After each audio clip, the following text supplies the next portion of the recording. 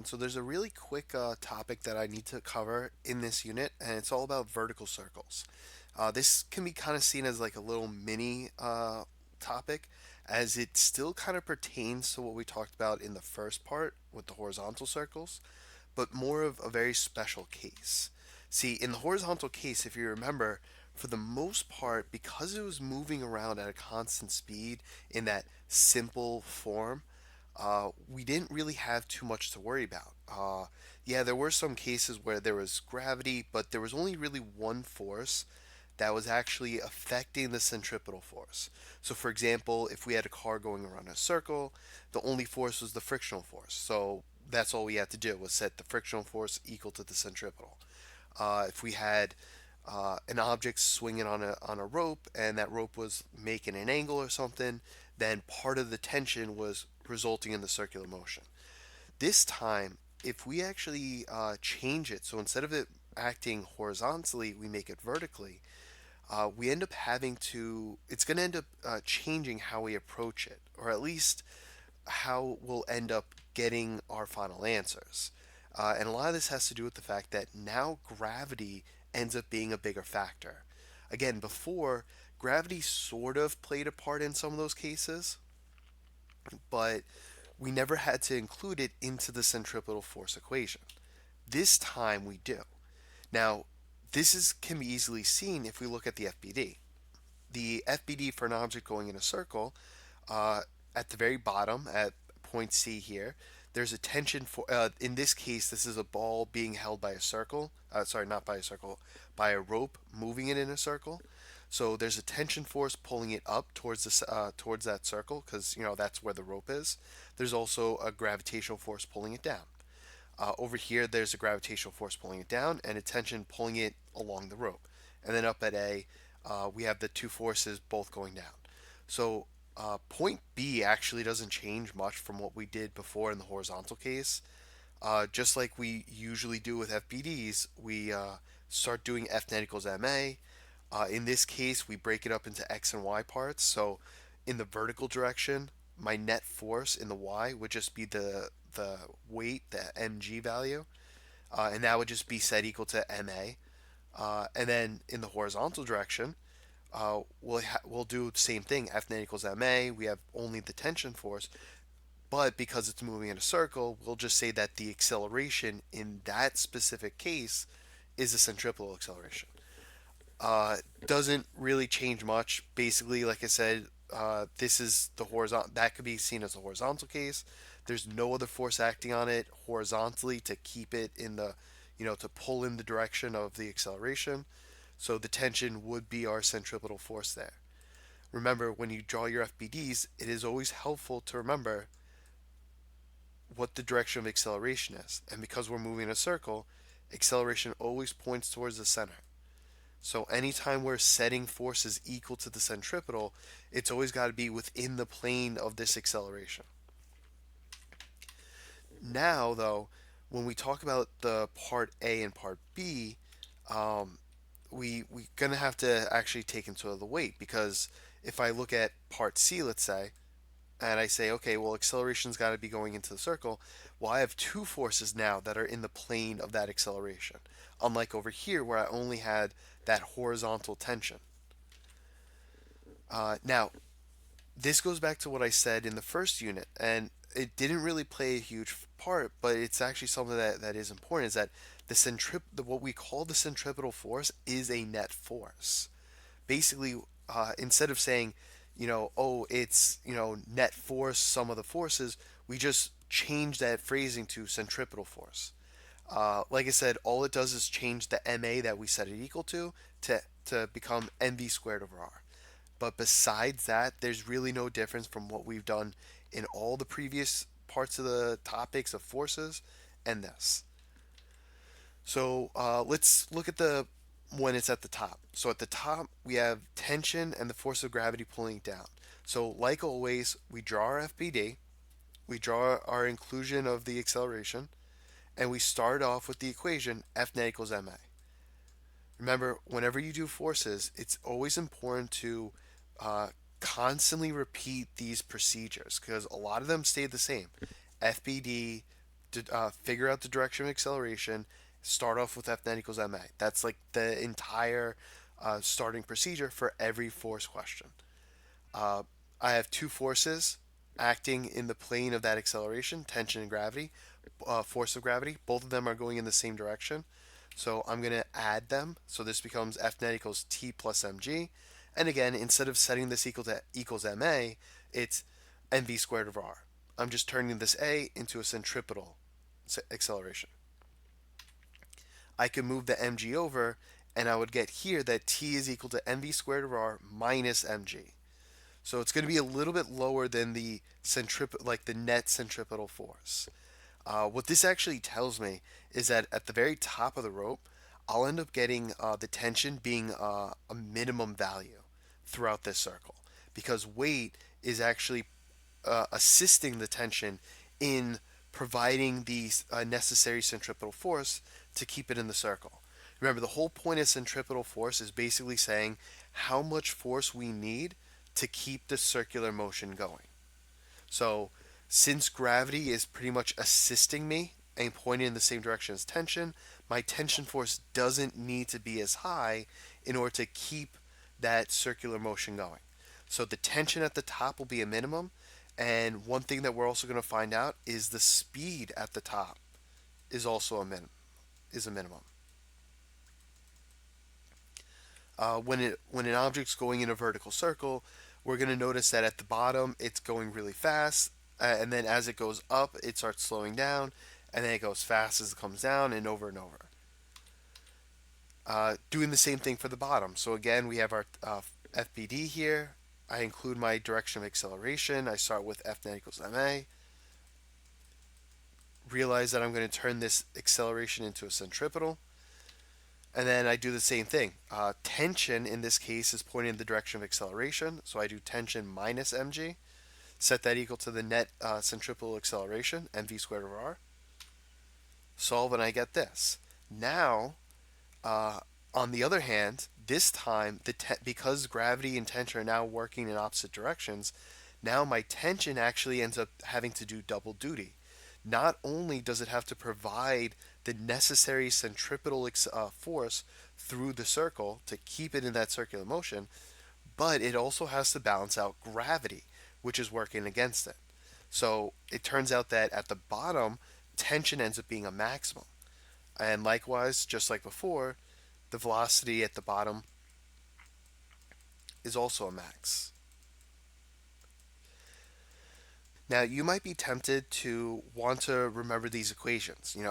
Oh, the tension at the bottom, tension at the top, yada, yada, yada.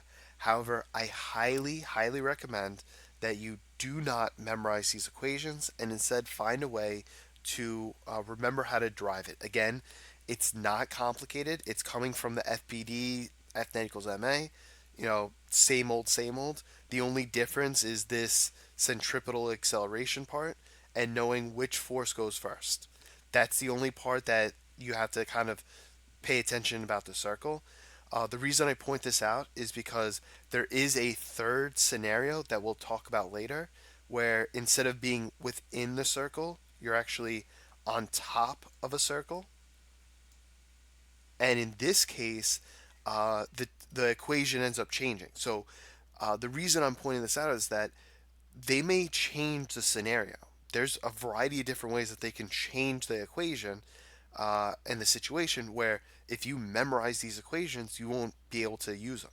For example, if I decide to pick this point, how would you end up doing it? It wouldn't be this equation, it wouldn't be the other one. So we would end up doing you would have to go back to the beginning. If you remembered drawing the FBD, doing F net equals ma, yada, yada, yada, it will make a lot more sense. But if you just try to memorize these equations, you'll end up being lost on what to do. So don't memorize. Remember how to derive. And during the practice, constantly practice this derivation. So I kind of mentioned this before, but with with the horizontal circles, the tension force or whatever force is keeping in the circle is basically constant throughout, meaning and then we end up having a constant speed throughout the process. Here, uh, these values are changing. The centripetal force equation's changing because our speed ends up changing, our tension values or our normal forces, whatever that extra force is always going to be changing. So just keep that in mind. Now, for simplicity, we're going to actually ignore this. A lot of the problems that we're going to do, I'm going to either tell you what the values are at certain places to figure out what the new speeds are, or we're going to pretend like it's the same speed. We're going to revisit this when we get to the energy section, and we're going to be able to use energy to figure out if the speed at this point is some value, then what is the speed at this point? And then also returning back to talking about forces. So we are going to come back to vertical circles, which is why I want to make the comment now. All right, so here's the first question. Pause the video, work yourself, and we'll go over in a second. Now, like always, I don't want to memorize those equations. I want to remember how to derive it. So start off with my FBD. Since I'm at the force of gravity goes down, since I'm at the top of the loop, then I know that my normal force is also pointing down, and my acceleration is down. So I start off with F10 equals ma. Fg and Fn are in the same direction, so I could plug them in right off the bat. I'm going to move the mg over to the other side. In my simplicity, I'm dropping all my units, so just keep in mind that you probably should be putting your units in. But I'm going to pull out a mass from both terms. So I get 1200 times 15 squared divided by 20 minus 10. They give us the diameter of the loop, so I need to make sure I half it to figure out what the radius is. Plug the numbers in, I get 1500 newtons. All right. There's two more parts. So here's the next part. Pause the video, work itself. I'm going in a second. Okay, so there's a few different ways that you go about answering this. One way that you could say this is that the object still has velocity directed tangent to the curve. So remember that even though there is a net force going down, the velocity is still moving it forward. It still has that horizontal velocity. So even though the force is pulling down, the velocity is going to make it continue going forward and essentially bump up against whatever it is. In this case, it's a roller coaster, so bumping up against the tracks, keeping it within that circle. You could also say that it still has an inertia momentum that's keeping it moving forward. This kind of says the same thing, that essentially the object is going to continue moving forward into the track. You could also say that the velocity and force are perpendicular, so again, the object's going to start changing directions, also move forward. Basically, the idea is the object still moves forward. That's it.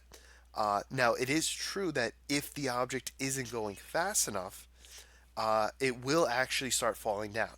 So it will be like a projectile if it's not moving fast enough by the time it gets to the top.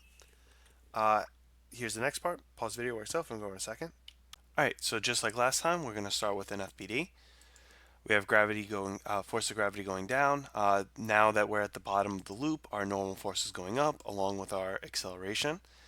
Start off with F9 equals ma just like we did last time. This time, I'm going to end up having to subtract them because they're going in opposite directions. And then we go back to what I've mentioned before. We're going to define positive as the direction of acceleration. Acceleration is going up. So because my normal force is going up, it's going to be normal minus mg. And again, we're going to set that equal to mv squared over r. Notice that the only thing that I actually have to take into account the fact that this is moving in a circle is changing the acceleration to v squared over r and being able to define which direction is positive based off of the acceleration. With the exception of those two things, everything else that I'm doing is nothing different from what we did in the dynamics unit. Move the mg over, again pull out the m, now we're basically adding things. Plug our numbers in, and we end up getting that the normal force is 25,500 newtons. Again, significantly stronger than it was last time. All right, here's the next question. Pause the video, work itself, and we'll go over in a second. All right, so just like last time, we're going to draw an FBD. Now, the FBD is pretty much the same thing that we had last time. So we have tension, acceleration going up, force of gravity going down. We start off with our F net equals ma. We start setting everything up like we just did last time. Ft minus mg equals mv squared over r. plug all of our numbers in. Uh, when we kind of clean things up, we end up getting 150 equals 5v squared. Divide the 5 over to get 30 equals v squared, square root, and we get 5.48 meters per second as the speed at the very bottom of the in the bottom of the circle. All right, and then part B. So pause video, work self. I'm going to go a second. All right, now notice I had mentioned before again that the vertical circle has a changing speed. This is a perfect example where I'm giving you all the information to figure out what the speeds are at all the locations rather than having you find the speed at one location and use that to figure out the speed in a different location. That's something that we're going to deal with later on. Also, I want to point out that they bringing up this important aspect of critical speed. Uh, Anytime you see anything in a vertical circle where they start talking about some sort of limitation on the speed, whether it's a minimum speed or in another case it could be a maximum speed, usually what that's referring to is that the other additional force involved, tension, normal force, whatever it is, basically goes away, and the only thing that's allowed to keep you in the circle is the force of gravity. So that's what's going on here, is that the gravitational force is the only force keeping the person or the object within the circle. So we set the force of gravity equal to the centripetal force, mg equals mv squared of r. The masses drop, and we end up getting that the minimum speed in order to move into the circle is 2.45 meters per second. Without any speed lower than this, and basically the gravitational force will be greater than whatever the centripetal force you know putting it in. Basically, the centripetal force is not going to be enough to keep you in the circle, and you'll end up kind of falling down. You'll end up essentially becoming a projectile at that point. So just keep this in mind that anytime you start seeing a speed limit, that's what it means is that, in the case where it's a minimum speed, that normal force, that tension force becomes slack. It ends up going to zero. Even the maximum speed, like I said, you're going to see the hill question later on in some of the practice problems. And basically it's the same idea there that, there's that whatever that extra force is goes to zero. All right, so this is the vertical circles. Like I said, nothing really crazy compared to what we've done before. It's again just going back to the idea that I mentioned about, centripetal force being a net force. All right, if you have any questions, feel free to let me know. Otherwise, good luck and have a great day.